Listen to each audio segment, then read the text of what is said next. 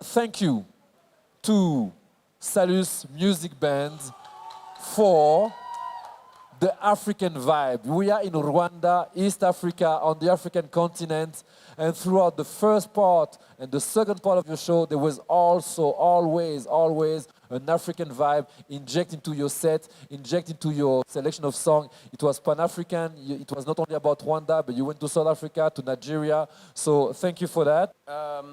Ku busanzwe mwari mwahisemo indirimbo nziza za attractingaga abantu gufata audience byari nka gutya. Ibyo byari byiza cyane mwanabikomeza. Instrumentals ni cyane kabisa ni sawa. Kick naikunze.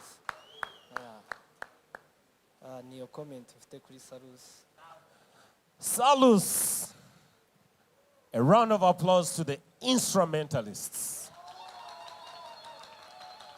Man, I could hear detail from the instrumentalists from point 1 to point 2. The winner of the 2019 Battle of the Bands